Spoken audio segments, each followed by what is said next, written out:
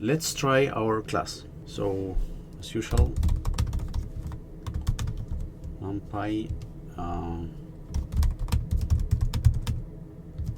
we're gonna use matplotlib as well.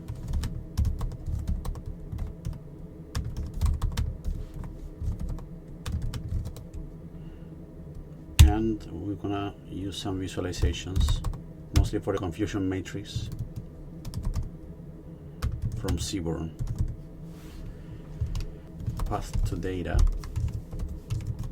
I'm gonna use a real database which contain information about astronomical objects, more precisely like variable stars. They are like time series information of the brightness over time, and there are some features. I'm gonna share with you guys this file in the description below. So this is the name. It is called the Ogle dataset. You can Google it to understand better what is this data about. So this is data for a classification problem. So our data is going to be, I'm going to read it with pandas. This is separated by tabs.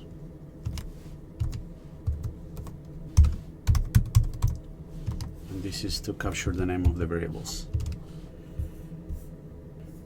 Okay, I have this wrong here.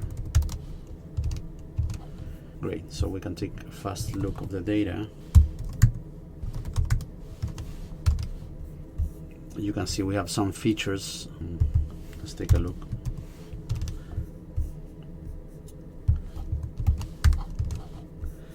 So this is a kind of like a, let's say, a big database, right? This is a training set of size of 400,000 instances, more or less, and 7 variables. One column is the class, right?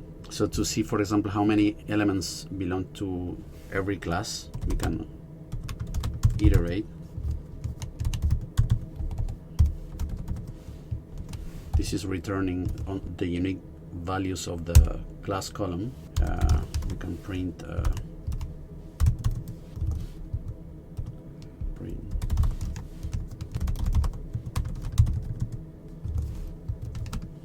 so I forgot to format here this part, and these are F strings, right? So let's say that here is going to be the length of the elements in the class, which is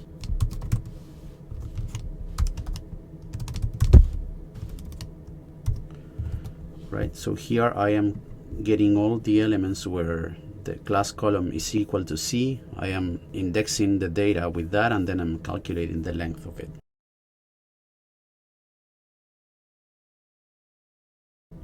This is not necessary. So it's a very like unbalanced database.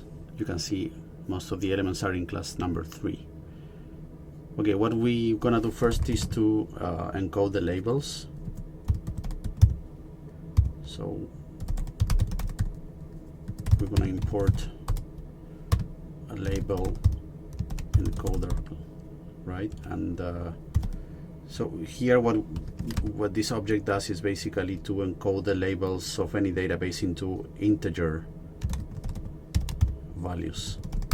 In case when the class comes as a categorical variable, usually comes as a string, or in other cases will come as an integer. Just to forget about that, we will always encode it, right? So what we do is like a fit transform all the column. So this is going to fit or go over the class column, see all the values, and transform them into an integer value, right? And this is what we are overriding basically the class column with this transformation. Sorry about that. Okay. Now we need to kind of like pre-process a little bit the data. So going back to our code editor here, we're going to have one file called utils to have some functions that we will import in our notebook. So let's call our first function normalize, and it's going to receive the data, the features that we want to normalize, and the range, let's say the new ranges where we're going to use for our data. Let's use 0 and 1 as default values. So we're gonna go over the features. And first we need to calculate the normalizing factor, which is basically the proportion where our data point is located, right? So this is a min-max normalization, and the data is going to be subtracted, right? We're going to subtract the mean. This is going to be divided by the maximum minus the minimum.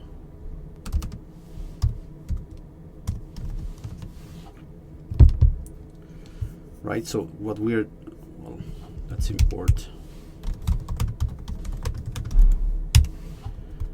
Right, so here what we're saying is like, I want to see where our point is located. So if I subtract the minimum of the column, remember we go over the columns, and divide by the maximum by the minimum, we know kind of like where is the position of our data point in that variable. And now we need to update its value by adding the new range, right, to the factor. So it's the factor times this new range, let's say range B minus range A plus 32. So you can see, first we figure out the proportion or the factoring where we are located, and then we apply that factor to the new range. To apply the factor, we need to multiply it by the size of the range and make sure that starts from the range A, or the initial position of the new range, right? And then we will return data. I know that these functions are in general implemented, but I'm doing this from scratch so you guys can train and learn how these methods work backstage. So if we go back to our notebook,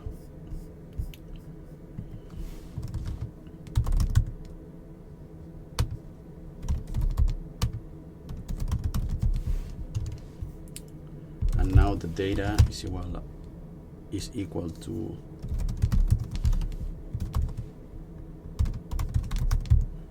let's compute here the features better.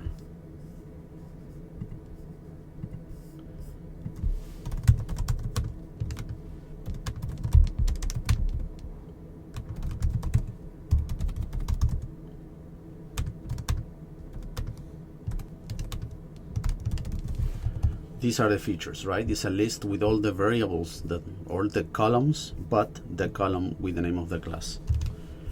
Okay.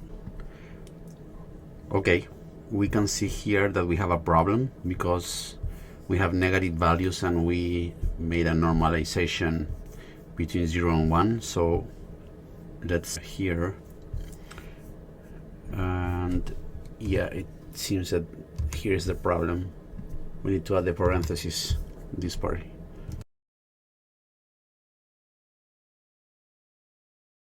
Now it works.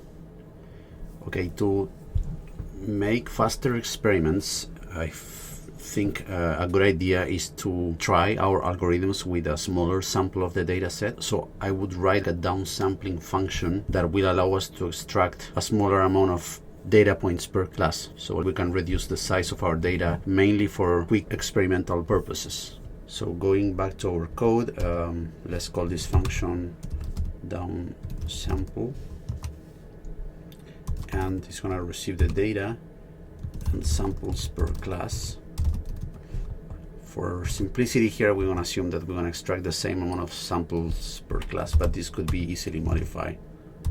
So if we iterate over the possible classes, right, dot unique. So let's now get all the indexes of the data points belonging to the class.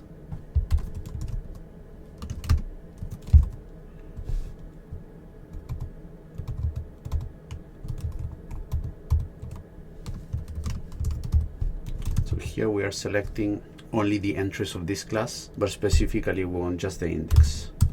And we are getting out of this a sample, let's say better, It's going to be a random choice.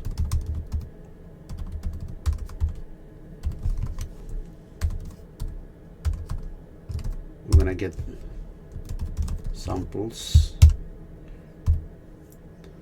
and we are not replacing them.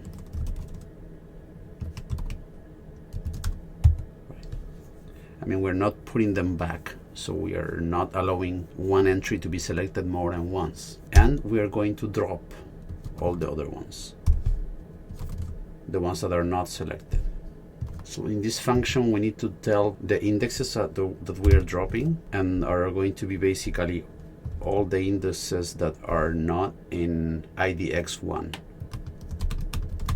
I'm sorry, the ones that are not in IDX2.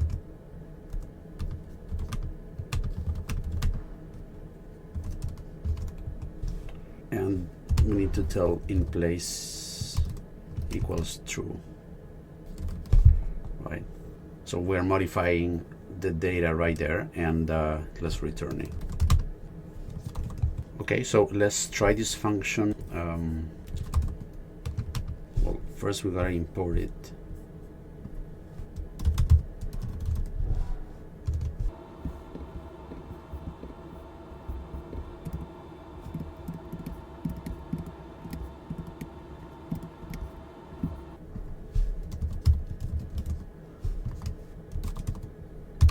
Let's select 2000 cases per class. Okay, so now our data set is much smaller. It's going to be just 12,000 entries with 2,000 cases on every class. 6 classes, right?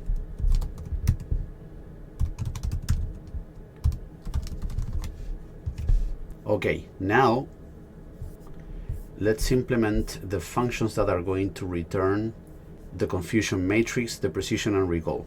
So why here I think that we shouldn't implement those functions in the class file, because the cross-validation method is the one that somehow, right, comes up with the splits. But the way we calculate a confusion matrix and recall and precision do not depend on the validation method. It's exactly the same for k-fold cross-validation and for random subsampling and so on, right? So it shouldn't be part of this class. So this is why I'm going to implement the confusion matrix and recall and precision functions in this file, so later it could be used in any of the classes.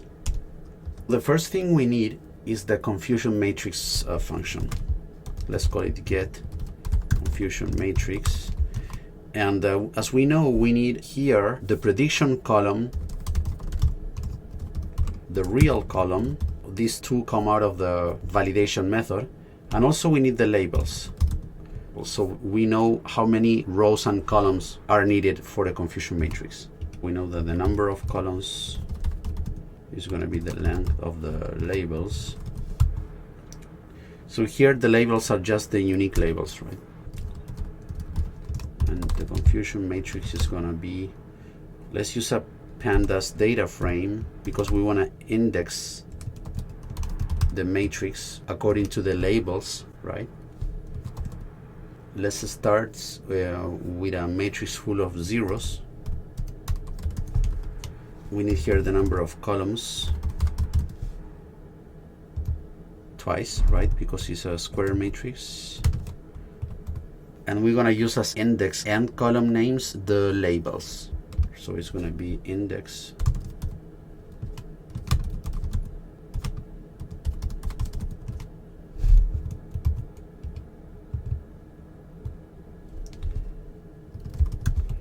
So again, why I'm doing this, because later we are going to index the matrix in the rows and columns positions, and for that we are going to use the prediction and real pairs. Those come in the labels space. So this is why we need to index and having the column names exactly the same as the possible labels. We're gonna need to import here pandas. Now we are going to iterate over all the cases, you know, over the columns prediction versus real. We are going to count every possible pair, right?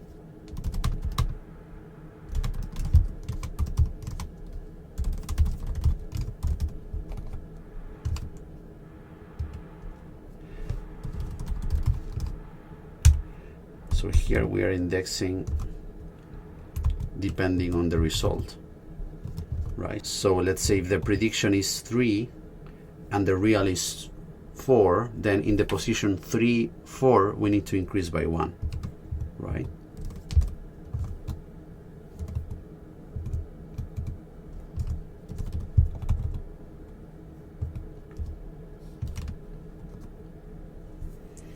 So that's it. This should be the function that returns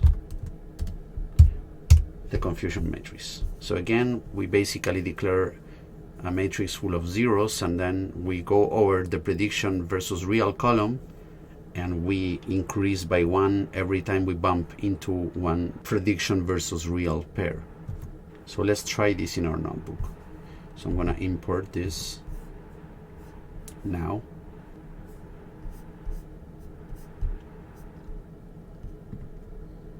And we need to import the class. So from the file classify performance, import k-fold cross validation. Okay, so now let's try one model.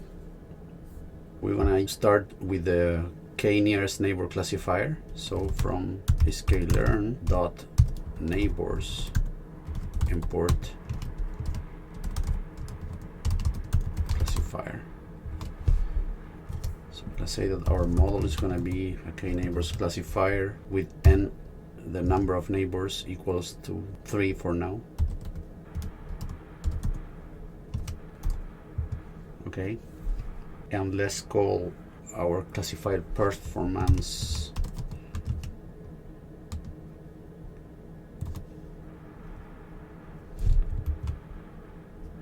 sorry, it's the k for cross validation.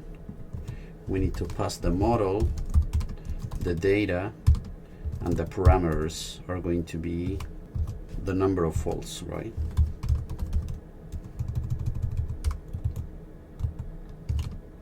Let's say 10. Okay, so now we can calculate the confusion matrix. It's going to be get confusion matrix. We have the columns coming out of our classifier performance object.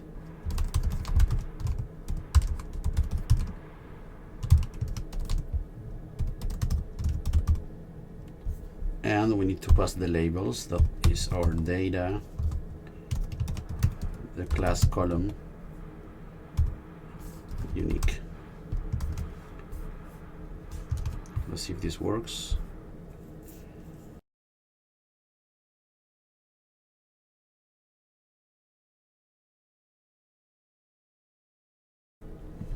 So let's see, print it. And here we go.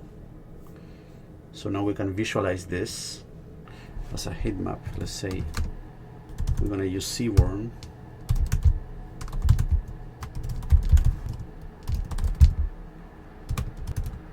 Let's use this color map. And let's use this line with parameter equals 0.1.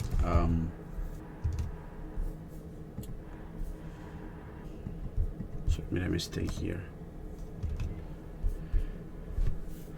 Okay, so this is the heat map of our confusion matrix. In general, we can see this normalized. So we should implement a function to normalize the confusion matrix.